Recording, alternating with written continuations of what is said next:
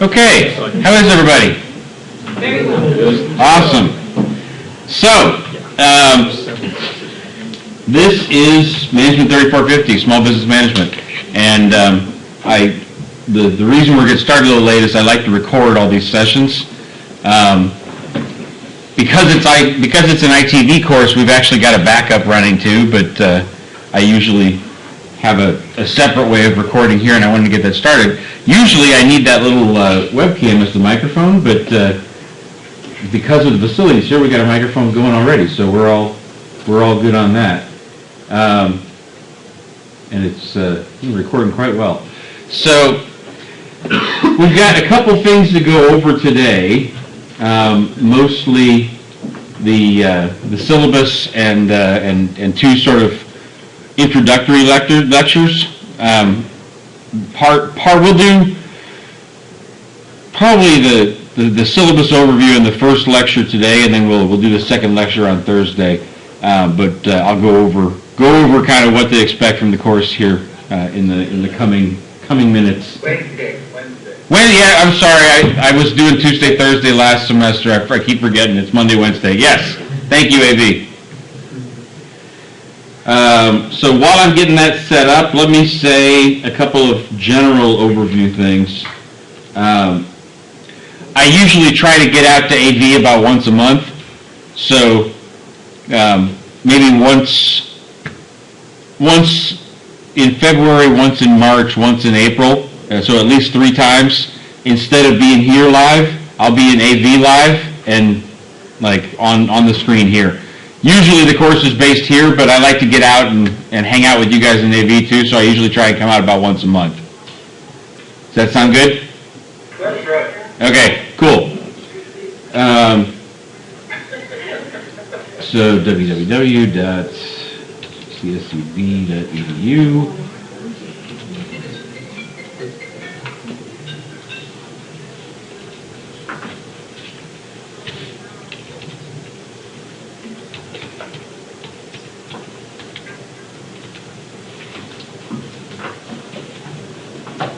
That is a really sensitive microphone.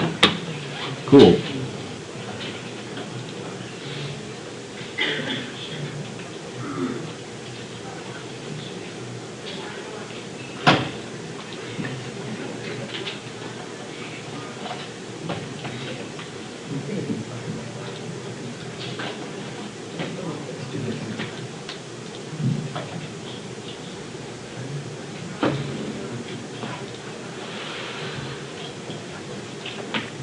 Okay, so my office hours for normal purposes are immediately before this class from 2:30 to 5 in BDC 136. I will head out to AV.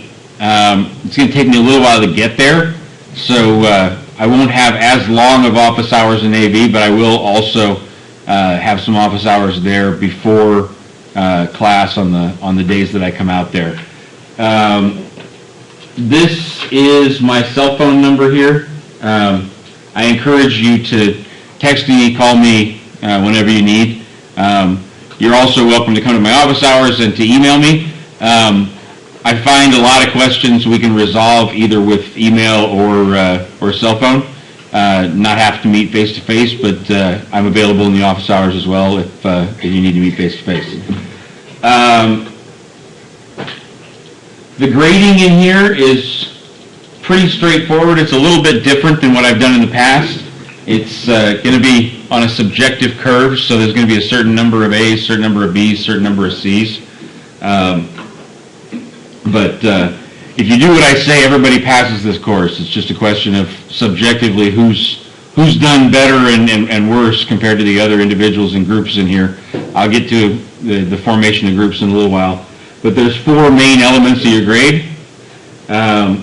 Professional image development. So I've asked all of you to send me a professional development plan and a LinkedIn profile link. The professional image development is edits that I'm going to give you to make to your LinkedIn profile. So that's 125 points. 25 of which you get automatically just because you sent me the LinkedIn link. The other 100 are graded subjectively on a curve depending on how well you've addressed what I asked you to do compared to your classmates. Guest speaker and networking outreach, I believe, yeah, there's 50 points for the guest speaker questions. So if you submit them, you get the full number of points. If you've sent me your professional development plan, then you got 10 points for that. If you haven't done that yet, please do it as soon as possible, and you get 10 points for that. And then these 65 points here are subjective curve based on how well you've addressed what I asked you to do in the homework for your professional development. That'll be a little bit different for each of you. Test of toolbox learning retention. There's about 8 areas of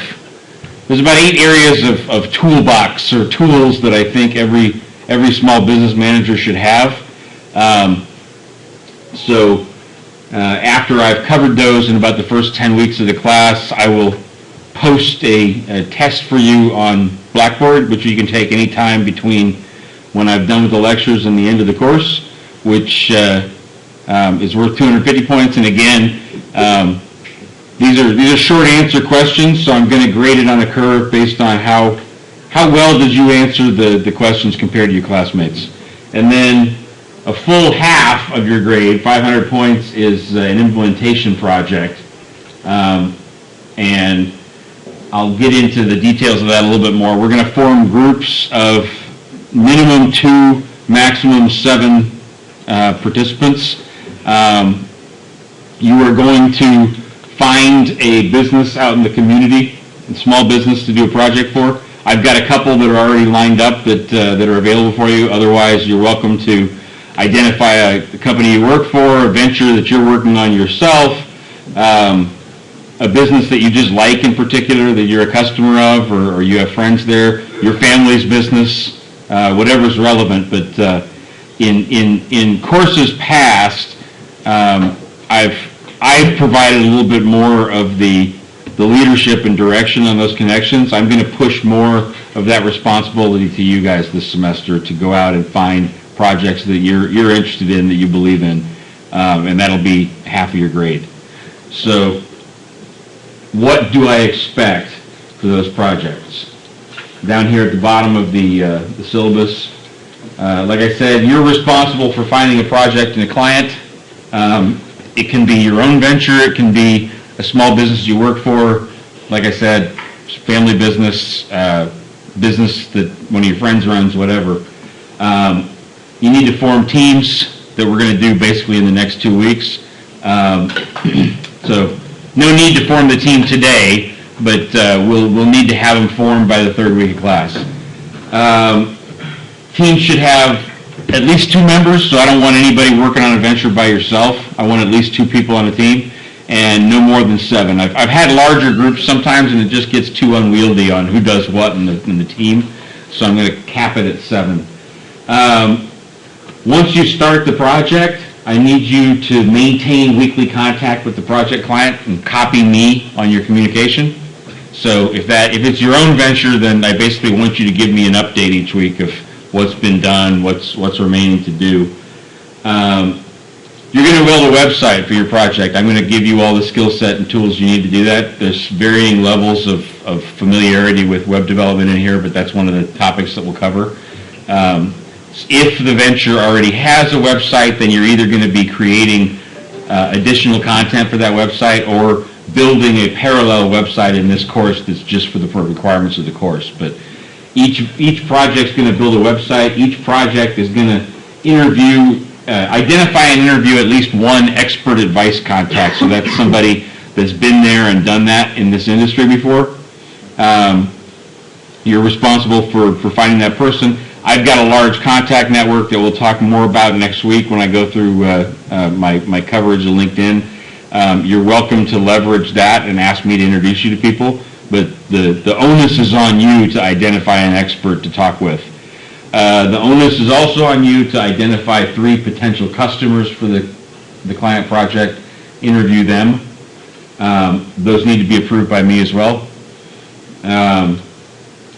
3 competitors that I want you to identify and profile as well, and those should be approved by me.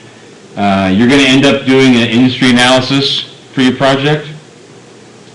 You're going to develop a budget and financial projections, and in the past, for those of you who have taken my entrepreneurship class, I let you off a little bit easy on that one. Just basically, I just wanted revenue projections for that. In this class, that's not going to be enough. I want concrete cost estimates that are based in reality.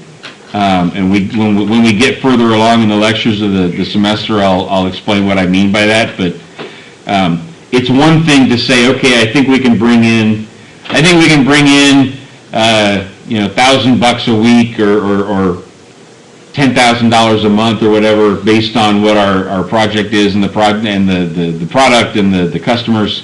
That's half of the equation, but the other half is, how much is it going to cost you to hire the personnel that you need to do that? And if you hire the personnel, most people don't want to work for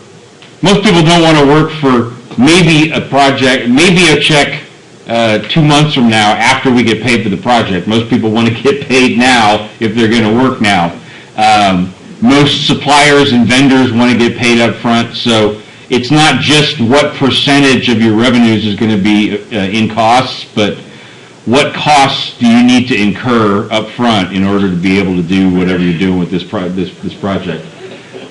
You're going to end up developing an executive summary and an elevator pitch, and you're going to do other assignments as assigned by me. It depends. Each of the projects is a little bit different, so depending on what the goals of the project are, I will give you additional assignments as well.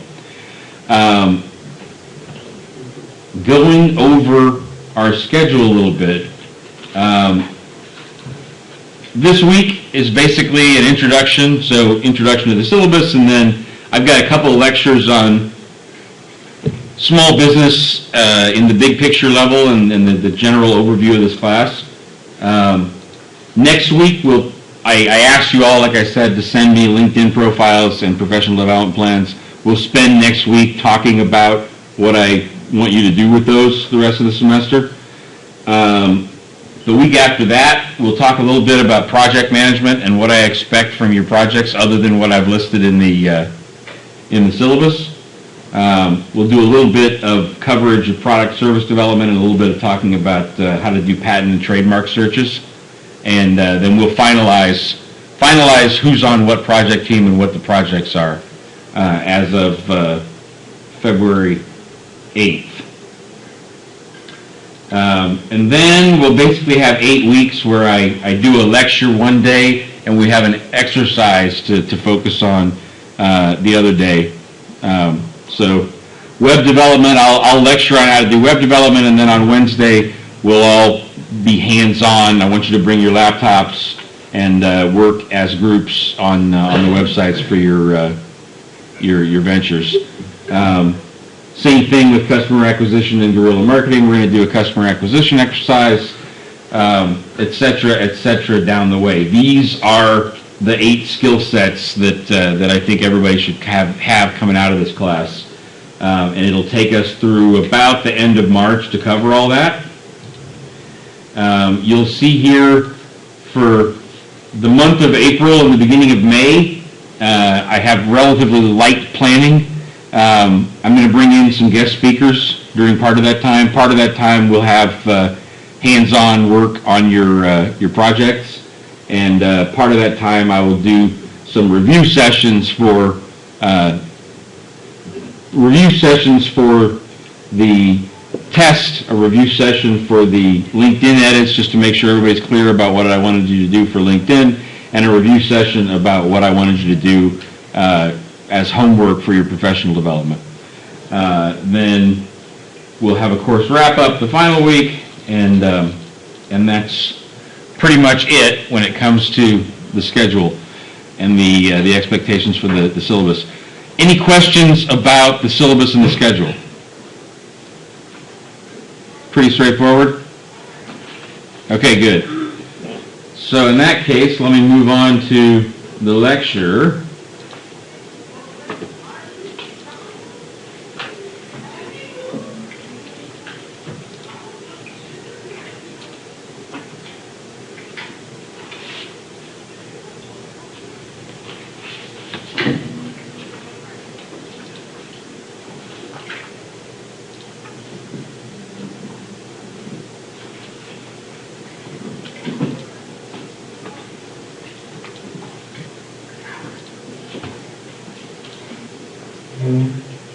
Okay, so what I'm going to go over in this lecture, there's a little bit about the big picture. I'm going to give you a little bit about my background personally so that you know where I'm coming from and what I represent as a resource for you guys. Give you a little bit of overview about establishing a professional image and setting goals and networking. A little bit about becoming a jack of all trades, and I'll talk a little bit about the different skill sets that we focus on in this class. And then talk a little bit about enduring the roller coaster of implementation. So, the big picture. How many people in here want to start or already have your own venture? AV, that's you too. Okay, how many people work for a small business right now or would like to work for a small business in the future? Okay, and how many people in here are going to have sort of a bigger company corporate career that you're focusing on?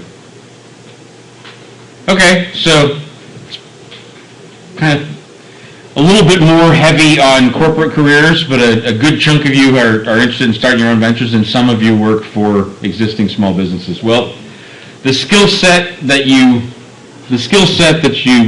going to get from this class is relevant for all three. First of all, 95% of all businesses in the world, over 95%, are small businesses. They're small and medium-sized enterprises. They're not the Googles and Microsofts and Chevrons of this world. So if you ever have uncertainty in your career in the future, there's only so many big companies that you can apply to. Sometimes there's multiple jobs that you can apply to within the one company, but a lot of times there's one gatekeeper in one HR department at each large company, and sometimes there's only so much you can do to try and get your foot in the door there. What you can do always is apply to 10, 20 different small businesses because they're out there. They're just the raw numbers of businesses that are out there that are small and medium-sized, privately owned, is a hell of a lot bigger than the number of businesses that are large in scale. So it gives you a certain amount of job security to be an attractive candidate for small businesses. And then if you are working inside a large company, there's always intrapreneurship. I have my own background. I have some experience in large companies, some experience with small companies. And whenever I was in a large company, I was always working on some kind of new initiative, new better mousetrap, new market or whatever. And working on a new initiative within an existing business is pretty much like running a small business. So a lot of the same skill sets that you get from this course are just as relevant for a new initiative within a large company as they are for running a small business. A little bit about my background. There's four main small businesses that I've been a part of over the course of my life. The first one, I'm from Indiana originally. So right after my undergrad, which was up in the North Bay at Stanford, right after undergrad, I worked on a accounting hardware and software venture with my dad back in Indiana, and that's called Cost Recovery Systems. It was called Cost Recovery Systems. It's not around anymore, but that was my first adventure in small business. After I did my MBA, I worked in a music.com startup in Internet 1.0 in 2000 called Doc 11. In retrospect, it was kind of like a combination between Amazon and YouTube. We had a lot of value-added videos and audio downloads and stuff, but we also had a whole online store where you could buy all kinds of music and merchandise products from independent record labels in Europe. So that venture lasted all of about 9 months. We had $4 million in investors' capital. We burned through it in 9 months. The bubble burst. the investors didn't re-up with another round of funding, and the company was out of business by Christmas. We started. I started with it in April, so they had started earlier than that. I'd say the whole venture probably like from start to finish was a year and a half, but it was the exciting days of Internet 1.0 when you can get investor money just by putting the words music and Internet together in your business plan. So that was the second thing I worked on. The third was I worked in the music business for a long time between that first venture and my second venture of my own, which was Avenue 2 Licensing and Consulting. Basically, that was a music licensing and event booking agency for independent. I represented record labels from Europe in Brazil. So my now ex-wife is Brazilian. I met her while I was working in the music business. I moved to Brazil to be with her, and took contract. I signed contracts with various record labels in Europe to represent them in Brazil, both for event booking and music licensing. So that was the third venture, and then the fourth one, Market Driver Consulting, which I started and stopped right before I came back to do my PhD and be a professor, was basically third-party sales. So how many people in here like to make cold calls? Okay, a few. Most people don't, though. Most people would rather have to go through, treatment for malaria than have to pick up the phone and call a stranger. I've always been very comfortable making phone calls and talking to strangers on the phone, so Market Driver Consulting basically charged a fixed fee up front in exchange for a certain number of qualified leads. So we would make the phone calls, we would deliver to the client a list of people that have already agreed to talk to them, and then they could call these people at their leisure. So that was the four small businesses that I've been involved with. In terms of intrapreneurship, after that startup with my dad, I worked for PricewaterhouseCoopers, or at that time Price Waterhouse, for 2 years, basically doing management consulting. And the first half of that time was doing business development work, pitching new projects that we could do, in particular for the federal government. I was based in Washington, D.C. at that time. So a lot of the same skill sets of putting together a proposal and winning new work for that company are very similar to what it's like to run a small business. Second was the Bertelsmann Book and Music Club.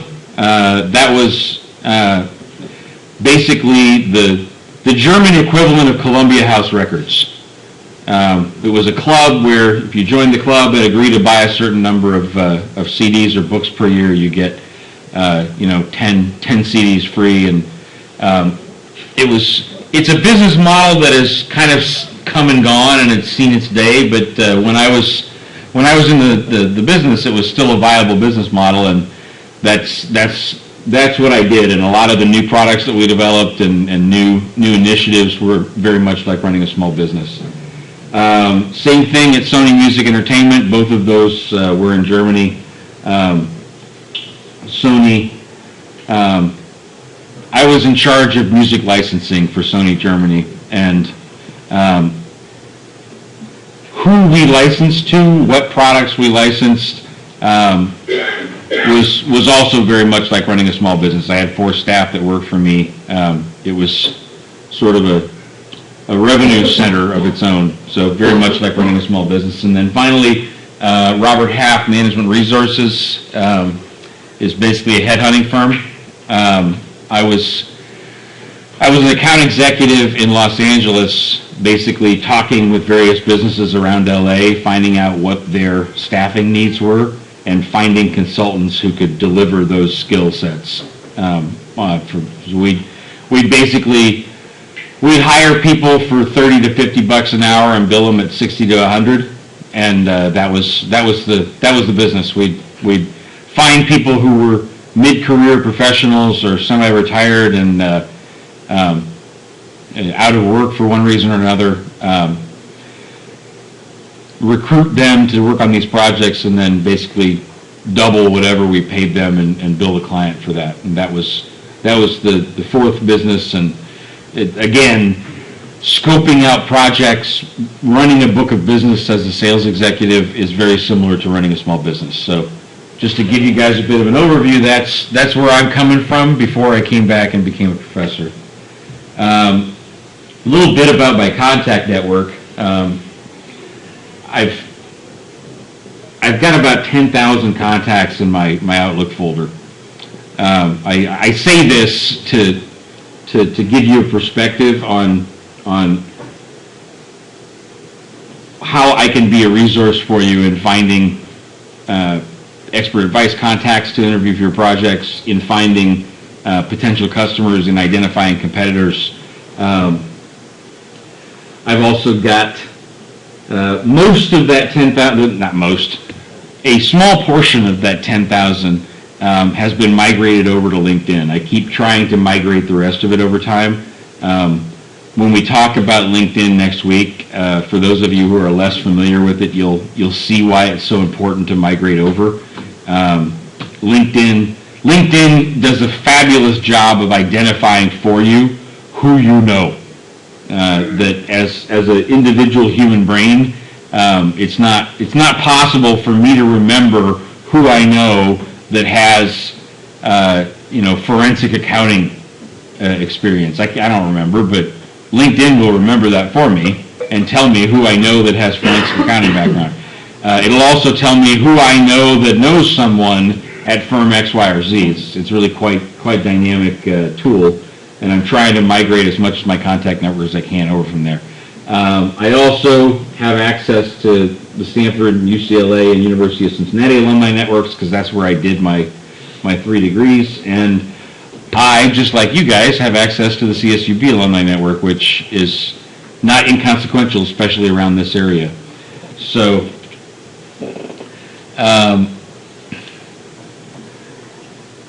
the power of LinkedIn, I'm going to focus on this more next week, but as a teaser, let me say a couple things in general, and then pull up LinkedIn for a second and do a little exercise.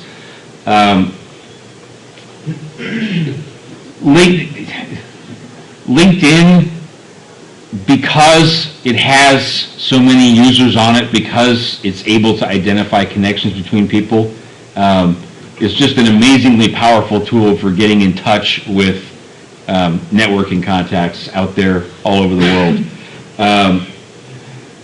In terms of your profiles, I'm a big proponent of having a positioning statement. The nice thing about LinkedIn is you can position yourself to be whatever you want. So if you are interested in doing corporate finance in a larger company setting, then you can describe yourself as a corporate finance professional and focus on that particular part of your skill set. You can craft the entire profile to say corporate finance professional. If you are a small business jack of all trades, you can craft it to say that. If you are a automobile industry expert, you can craft it to say that. I'm a very big proponent of choosing what image you want to project and then making sure to bring that across in your positioning statement. Since a lot of you are sort of at the beginning of your careers right now, a lot of times the work that you do in your classes is more impressive and more challenging than the work you do in your actual jobs right now. So it's very important in LinkedIn to go beyond what it is that you actually have done, that you've gotten paid for as a job so far, and really describe the work that you've done in your classes as if it were a job. And next week I'll go into a little bit more of how I want you to do that. I've given you a little link here. I won't click on it right now, but there's a nice description here at the Muse on duties versus accomplishments. A lot of people, when they describe their work experience, they say, I was responsible for for teaching undergrad students at Cal State. Well, that's nice, but if you just read the title, Assistant Professor at Cal State Bakersfield, you pretty much already know that that's what I'm responsible for doing. What is more useful is to say that I've taught over 500 students in the last 2.5 years. You want to add numbers and add dates to what you've done. Make it more concrete. Talk about what you've accomplished. Even if you are a cashier at a supermarket, you can estimate about how many customers you see per day. You can estimate about how much money goes through that cash register per day. I want to know those numbers. That makes it a lot more impressive than just saying what you did. And then, polish and attention to detail. I've been crafting my LinkedIn profile for probably 5 years now, and there's still little grammatical changes that I make, little things in the font or the formatting that I change sometimes, and it's amazing. One spelling error can make you look unprofessional, and it's really hard to catch them. But after you've got the profile sort of where you want it, it's very important to keep going through it with a fine-tooth comb and eliminating anything that it looks unprofessional or unclear in some way. The professional development side of this class, so not the image development, but the actual professional development plans and where you want to go with your careers that I asked you to send me. I basically, in this class, want to know from each of you, what's your job today and what would you like your job to be in the future? It's my goal with this class to get you closer to where you want to be with your ideal job when you leave this class than you were when you came in. And the same thing, financial planning wise, how much money do you make today and how much money do you need to achieve your goals in life? And if the job that you are targeting is not going to bring in the money that you need to achieve your goals in life, then you have a mismatch problem which you're eventually going to be unhappy about in your life.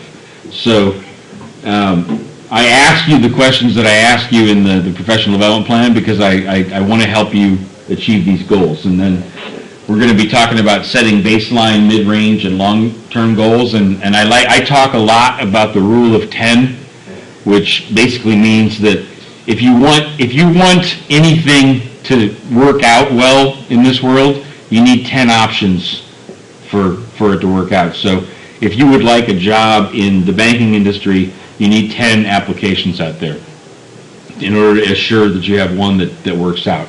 If you're a salesperson, you want to close one deal, you need to be talking to at least 10 potential deals in order to close one. So very, very important part of the networking side of things is having sufficient irons in the fire to make sure that you get where you want to go. The skill sets that I'm going to go over in this class, I've alluded to some of them, talking about the syllabus, but let me talk about them again now. Web development is a key skill set that I go over in this class. How many people in here have developed a website before or feel pretty comfortable doing web development? Okay, a few of you. How many people have no clue about doing web development? Okay, well, you're going to have a clue very soon. It's remarkably easy to do. There's no reason why within 24 to 48 hours you can't have a professional-looking website up on the internet and go run from there. We're going to talk about product service development, and in particular, I'm going to show you guys how to do patent, copyright, and trademark filings, and how to do searches for what's out there already in the marketplace. We're going to talk a fair amount about customer acquisition and guerrilla marketing. So, how do you identify what customer it is that you're trying to get, and then how do you actually contact that person or those people, and how do you reach them for little or no money? Which Guerrilla marketing to me is what you can do on the cheap to get yourself out there and be talking to customers. So that's that.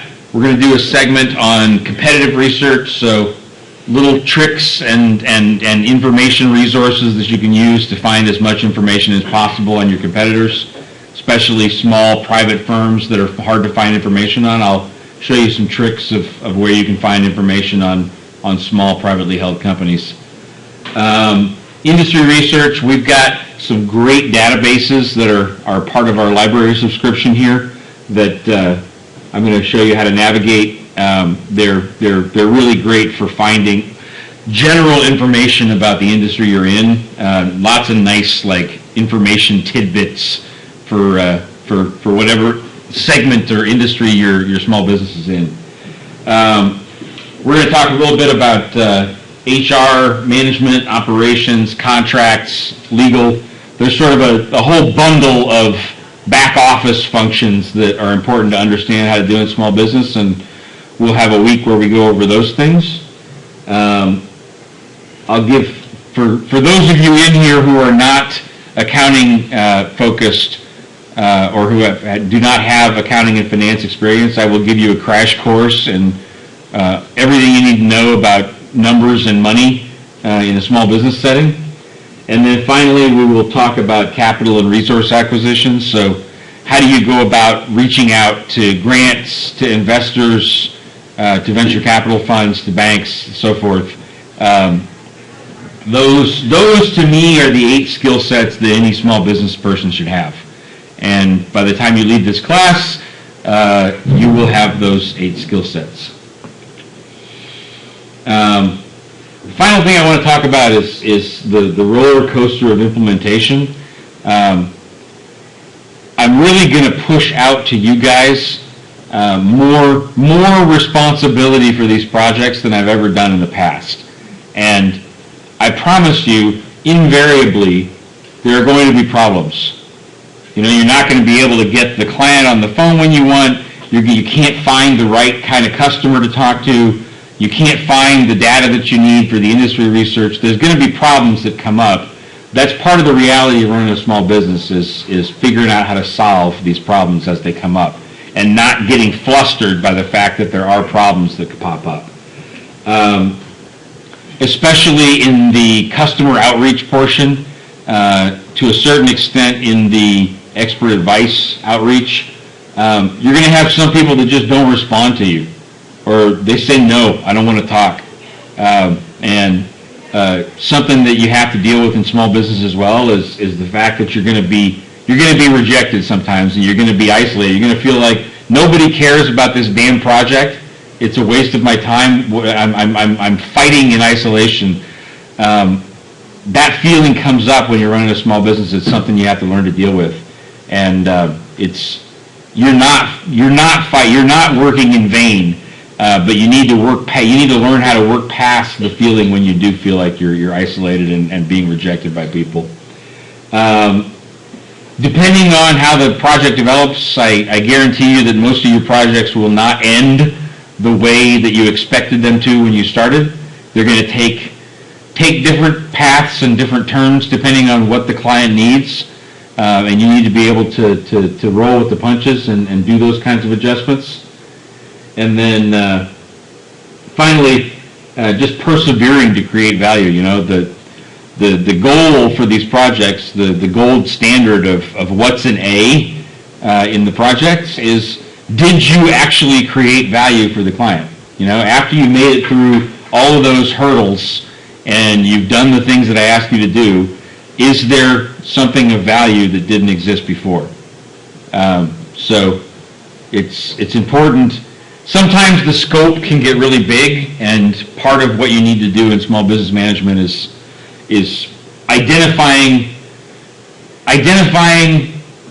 manageable chunks of goals. So maybe the original project was, for example, I have a kinesiology and fitness venture right now. That's one of the ones I'm going to list for you guys as an available project. they want to do a marketing plan. They think right now they want to do a marketing plan. What may end up happening by the end is that you identify 3 new customers who are, referrals that can refer to other people, and you've identified how to reach them with Facebook or with LinkedIn, but not with the other 5 types of social media, and you haven't figured out what the plan is for street promo, and you haven't figured out what the internet research you've just figured out a portion of the social media, and you haven't figured out the rest. It may be that that is a realistic goal for the end of the semester. You can't be all things to all people at all times. So part of the skill here is identifying realistic goals that you can reach on these projects by the end of the semester. That is the end of that lecture. I think it is just about 6:30 now. I usually try to end a little bit early if I can. So that's what I had to go over today. We've got another lecture that's lined up for Wednesday, but if you guys are okay with ending early, I am done. Any questions about the lecture? Okay, cool. Hey, oh, God, excuse me, I forgot one thing. Don't leave yet. I have a list. Yes? I just had a question. Do you take roll by any chance? No, I don't. Let me go over a few things. I do have a list here. Antelope Valley, for you guys, I'm walking off screen right now. If you did not receive an email from me about the introduction, the welcome to the course, I need you to send me an email at jwoods7@csub.edu and let me know that you weren't on the distribution list, okay? For everybody that's here in Bakersfield, I'm going to pass this sheet around quick. Just check and make sure that your email address is correct. If you don't use your CSUB email, then just scratch that one out and tell me the email address you'd like me to use. But if we got your email, then we're good. Yeah, if you got my email, then you're good. What's that? No, and then as far as roll is, I used to take attendance in this class, but I decided to chuck that this semester. So, you're not going to learn nearly as much if you're not here, but I do not take roll. I was just asking so I could. No. I used to, but this is the first time that I've decided not to do that. Any other questions? LinkedIn, Yes. you already have, do I have to send you? No, you're good. I'm just going to give you additional work to do on the profile.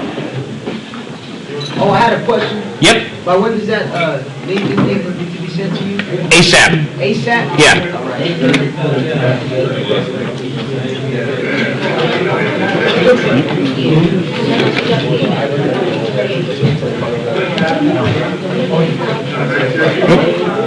There you go.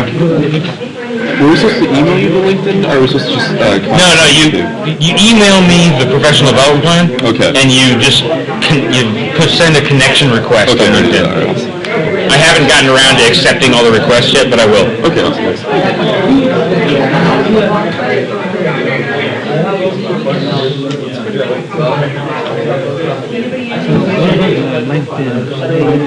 No, you're fine. You're fine, because you already did it last semester, so I'm going to give you additional work to do on your profile, but you don't have to send it to me again. No problem. And I submitted the grade change form for the other class today. No problem. So I sent you my little development thingy right now, but I thought it was just like an introduction thingy, so can I maybe revise it just so I can resend it to you tonight? Okay, just make Go right ahead. No, it's fine. Okay, thanks. Sam, how are you, man? Pretty good. Sorry to hear about your grandma. No, I really appreciate you being so cool about this. I don't like to miss anything. No, I'm glad that it's you're okay. and you reply how to It's okay. So how do I do to go about this? Just bring it into I went to see a counselor today, but they're only taking walk-ins right now, so I'm going to show up early tomorrow morning and go talk to them, but this should be everything. That should be what you need, yeah. Okay, so even though the course is closed, if they try to give me a hassle, you're signed off, so... Tell them that I said it's open. Okay. And if that's a problem for whatever reason, they can talk to me. I will. Thank you so much, sir. I appreciate it. No problem. I already got your email.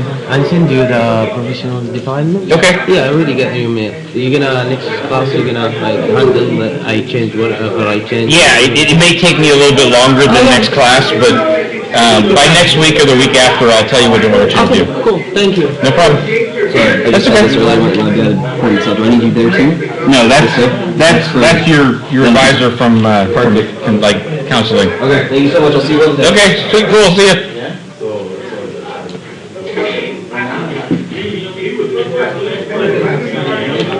What's that? No, I'm not taking attendance. I just want to make sure the email's correct.